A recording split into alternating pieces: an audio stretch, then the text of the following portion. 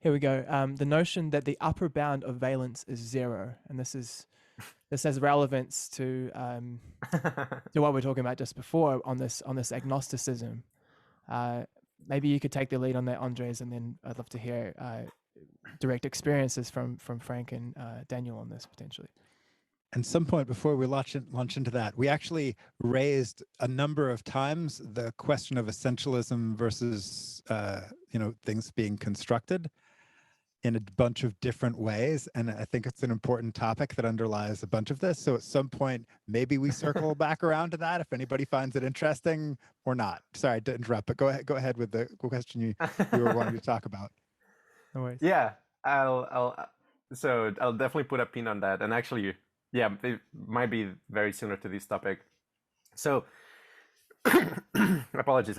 So this comes from a conversation with Roger Teasdale. So we were trying to figure out like enlightenment from the point of view of what at Qualia we take very seriously this idea called valence structuralism.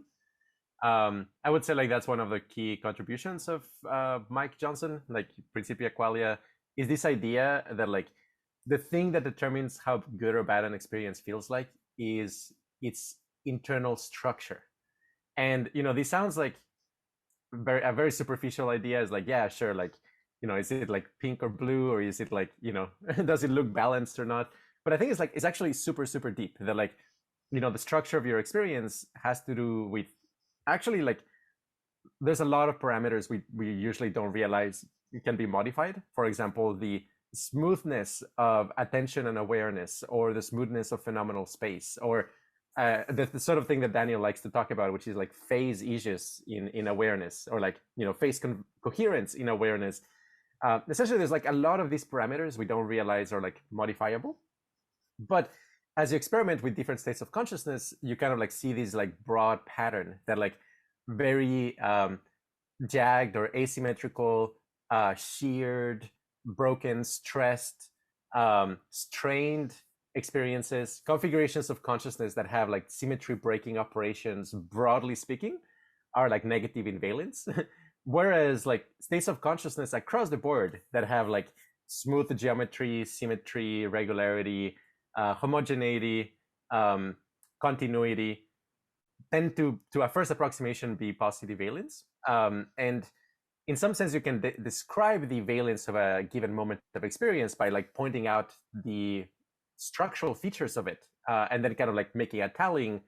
And roughly speaking, how many pinch points and shears and discontinuities a moment of experience has will be very strongly correlated with how unpleasant and how distracting the experience is, versus like, okay, how much smoothness and continuity, and you also make a tally up, and okay, like that's going to be like account for how pleasant the experience is. And okay, like an extreme version of this is like if you attain like a jhana state of consciousness, okay, like things are like super smooth and like very they present all of them kind of like at once in kind of like this like attention is, well, depending on the jhana, but attention might be more kind of like a regular kind of pad or some kind of like homogeneous space-time folding, as opposed to something pinchy and like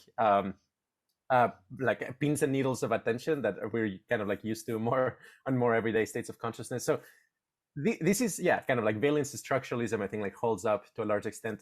Now within that paradigm, like what happens when you take it to the extreme is like, okay, what would a perfectly positive experience be?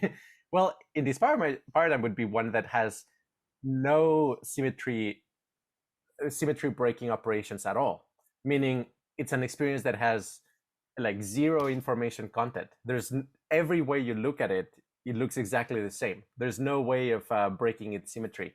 It's almost kind of thinking of it as the perfect sphere of consciousness or something like that. It doesn't matter how you rotate it, it's going to be exactly the same. And that sort of experience, I think, in the psychedelic domain, it would probably be like a peak 5-MeO DMT experience, which has like just absolutely no content. It's just pure consciousness beyond.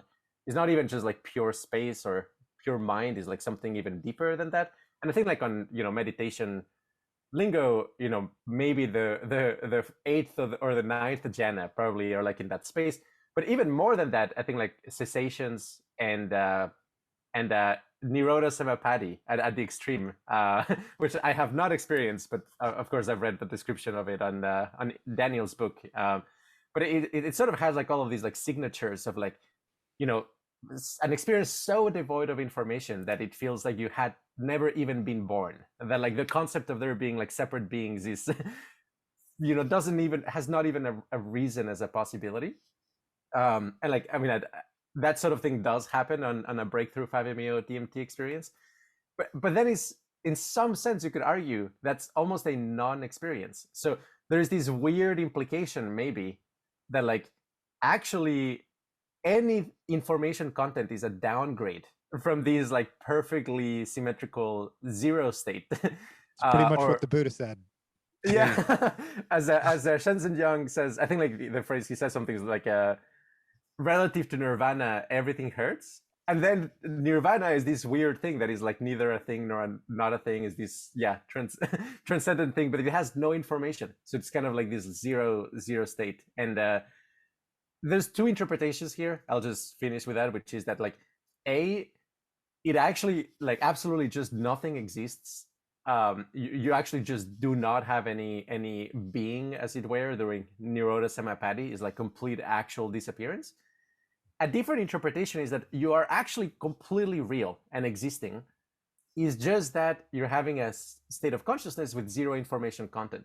But it doesn't mean that you're not real. And like that actually makes a big difference, where like in the first case, you might say like, yeah, actually the optimal state is just non-existence. In the second case, it's like, no, you're having a great time. Is you just can't remember anything about it because there's just no information residue.